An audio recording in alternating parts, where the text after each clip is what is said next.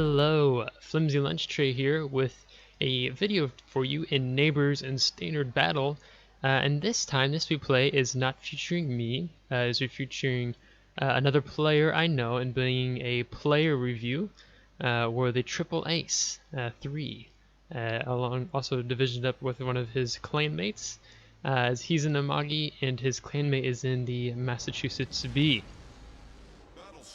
So I am re-editing this audio clip here for just about a minute and a half, as I made a previous error in this video in stating that the TripleAce3 has never been destroyed by a CV player in randoms. That is incorrect. I completely read the stats wrong, as he's never destroyed any ships in a CV in randoms because he doesn't play randoms in CV. Doesn't play CVs and random. So that is my apology and mistake. So I wanted to re-edit this part to clear up that mistake because I thought that was a miracle and crazy. If a player could actually pull that off, I was like, how is that even possible?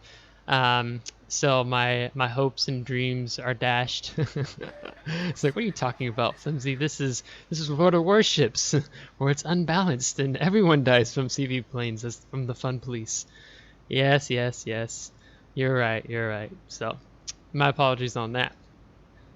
So, I'm looking out here, we see that the TripleAce is starting to go southwest. We see the Wester, the Indomitable, scouting off ahead.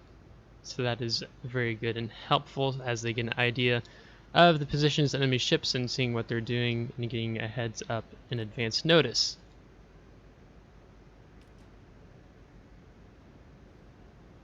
Now there are 4 ways, some of these are also going to be critiques that I'm going to have just overall for Mr. the TripleAce3.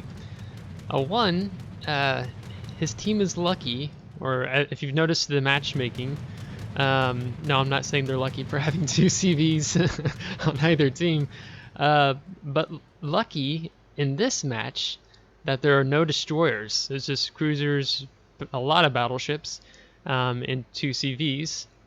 The enemy will only send 2 battleships on the southwest flank, while TripleAce's team sends 1 battleship to the southwest. He doesn't get punished for the number of times he shows broadside within the game, and the August von Parseval is a bad CV player on the enemy team, so that's going to spare his life as well. So that's why he's lucky he hasn't died to a CV yet, because the CV on this team, let's just say he doesn't have good stats as a CV player. That's all we're gonna say. So now, looking at here, he's already fired off a shot on the Dallas. The first critique I have is that your team is lemming trained to the northeast, where you have 1 Geyser now to the southwest, as there's a Bismarck and a Colorado pushing that flank, as well as the August von Parseval has some rocket planes going to advance.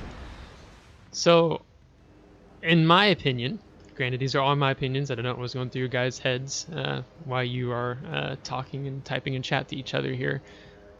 Is if I were you and your clanmate, I would have gone to the southwest. You both spawned down there. Already, you can see that numerically it would have been 3-2. With the Massachusetts secondaries, you have the Geyser now's torpedoes. And then you have your great, the Amagi in some ways is meant to be a good brawling battleship, because it's a very punishing AP, as well as some good secondaries. Nothing like the Massachusetts, but they're still good. And a decent health pool. So you would have had the potential, possibly. I think just from watching the replay, you guys did relatively well, of breaking through that southwest flank. And then you could have circled up around on the enemy team pushing in from their west. So you've been creating a crossfire. But now there are, was it 10 of you to the north here? In addition to the CV, kind of got a little close out there with you guys. So now you've been sailing across here so far, and you've only taken one hit that's knocked out your guns once. And again, I mean, there's so many players here that I think that's one of the reasons why you're relatively lucky in not being punished when it comes to strong broadsides. As you destroy that cruiser there. Oh, okay, now you got punished for the broadside a bit. It's going to be interesting watching the cruisers on the enemy team, but also on your team sailing back and forth, broadsiding and dying in the center here, like that Trento soon will. So in doing these, this is actually my first time of doing a player review as a Triple Ace asked me if I would be so kind to. And I feel like it's fair for those of you who maybe do not know too much about the Amagi that we should look at the WoW's Wikipedia, the pros and cons on the ship. So I'll just go over those briefly. Pros, it's fast, which I think it's like 30 if he has the upgraded engine. Has the heaviest broadside weight at tier with 10 410mm rifles. Fairly accurate guns with excellent AP, hard-hitting HE, and decent shell velocity for both.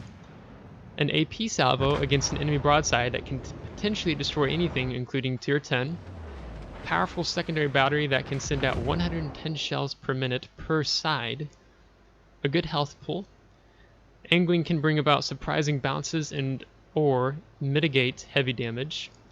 While she is a battle cruiser, she has a turtleback armor scheme that makes her very resistant to citadels, especially at closer ranges, making her an amazing brawler against other battleships, especially combined with her broadside. The final hull has immense TDS bulge, providing extra protection both from shells and torpedoes. Now the cons of the Amagi is that she's rather underwhelming firing range, which I believe, can look here, it's 18.1. And he's carrying the fighter plane consumable, so he doesn't have spider plane, which that may be due because I think he's trying to do some sort of achievement to shoot down planes. But has a rather underwhelming firing range of 18 to 20 kilometers compared to her tier 8 adversaries in North Carolina and Bismarck, though not very uncomfortable compared to the likes of Monarch and Roma. The armor plating is vulnerable to battleship shells that catch her side, which we've seen that once, at least so far. 32mm battle can be overmatched by the Yamato guns with a high chance of smashing through the citadel. Has a slow rudder shift, which you'll see how that affects him at certain times in this match, making her have a large turning radius and difficult to dodge torpedoes, although this is partly compensated for her impressive torpedo protection belt of 43%. Her main guns often get knocked out, which I think in this match happens twice or 3 times. Oh, and before I resume here, he's got 2 fires and one of his front turrets is knocked out. I would have already used the damage repair, damage party? Saying that right? I always want to call it the wrong thing. The damage party, to put out that double fire and let your heal have some more breathing room. As you used it right at the end there, which was, in my opinion, a little bit of a waste, and you waited too long to use it. I would have used it a little sooner. She has a rather high detection radius, which I think for him is like 13 point something, and a weak AA flak bubble. Expect the planes to get close enough. Now you can see here within this match, we've already lost the Genizer now to the south. And he is pushing back in his Amagi, and then the Colorado should also join suit with him, and working to deal with, Colorado's up in front of him, and working to deal with the Bismarck and the Colorado. So the Bismarck's focusing on that Colorado, being outmatched tier-wise. And here, if I was the Bismarck, I probably would have actually focused on you because you're showing a lot of broadside. And I'm wondering if you're showing a lot of broadside with this ship because of the 3 turrets in the rear that you're wanting to get them out and around so that you can utilize those well. As I'm not entirely sure what firing angle you have angling in or out. So let's see. Make sure I cover all the points here. Yeah, so right up till now, I mean, really the CV player hasn't really messed with him. As you can see, he's coming in now with torpedo planes too much. And you'll be able to begin to see what I'm talking about with the him not being the August von Parseval too well of a CV player. But you're getting some good shots here, chunking the Colorado, getting damage done on him. And then your clanmate has gone north, and he's pushing into what I believe is the Nagato and Vladivostok.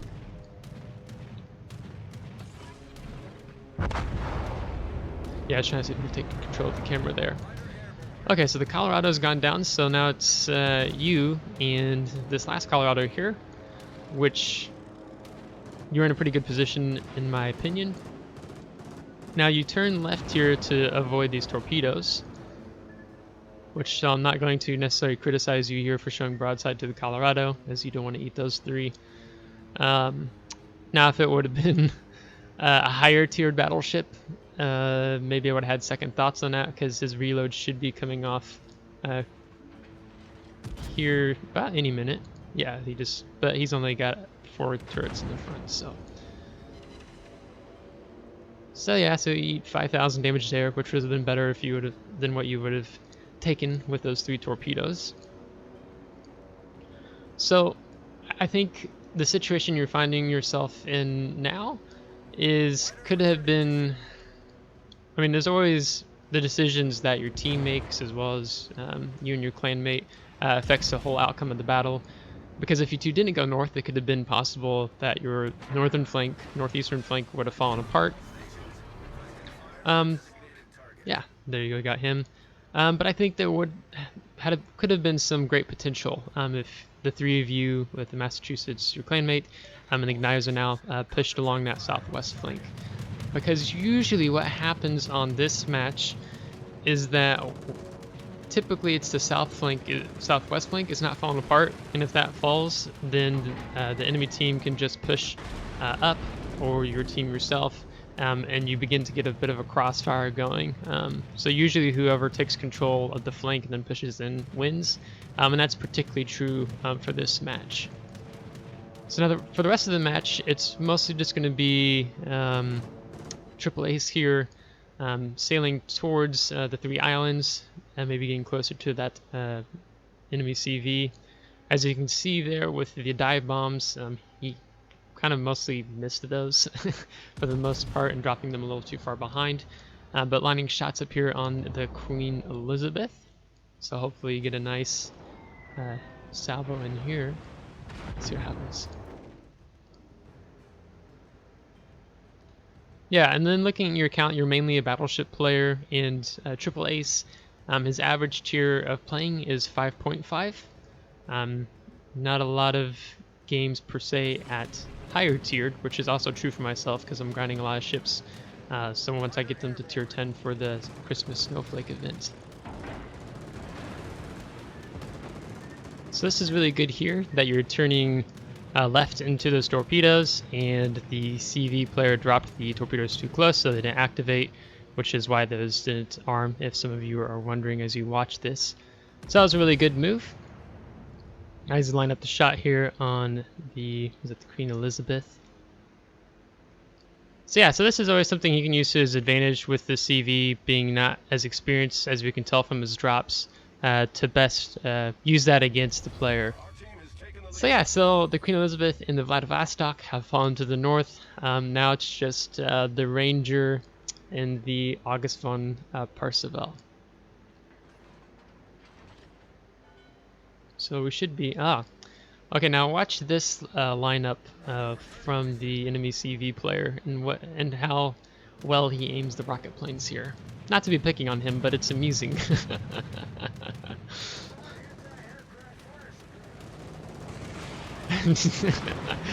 Barely catches the very top of the ship. Yeah. So, now the player of this CV, I think he's been on for 5 years, but he doesn't play that often, so can't hold that against him. But it's still amusing when you get in situations like this to see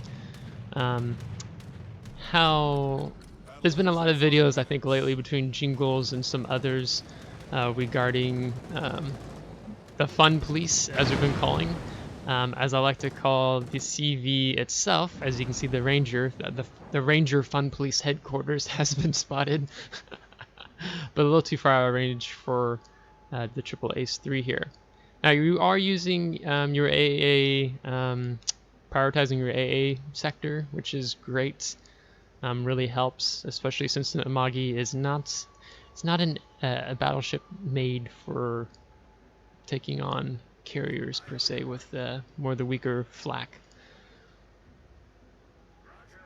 So now we get to see the notorious AP Citadel bombers coming, as he's got all the planes he's needed now for his, I guess, achievement or combat mission task he's working on. Now the CV player also isn't doing a very good job avoiding what flak is being thrown. Yeah, and back to the rear again.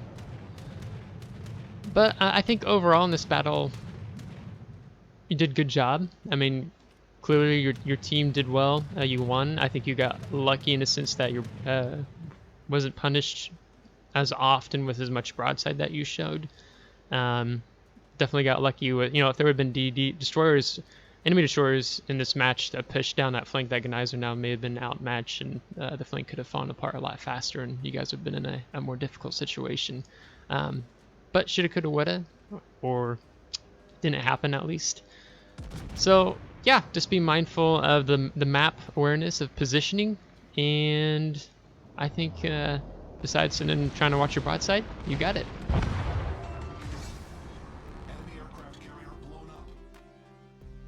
Alright, so we can see here that you did 109,000 damage, Citadel, 54 shell hits, 25 planes, 3 destroyed, incapacitation with 225,000 credits, and over almost 2,800 XP, and almost 600 free experience. And then second in the team, so you guys as a division, as a clan, did really well, and almost getting close to 2,000 base experience. And you can see the damage is pretty, it's leveled out really well for the most part. You got that nice sneaky shot on that CV right at the end, so kudos for you on that.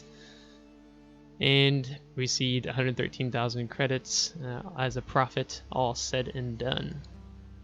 So yeah, so in looking as a whole, I think just watch how often you show broadside, and then just map awareness, because that can make or break a match. But regardless, luck was on your guys' side in more ways than one, and you did well. So hats off to you guys.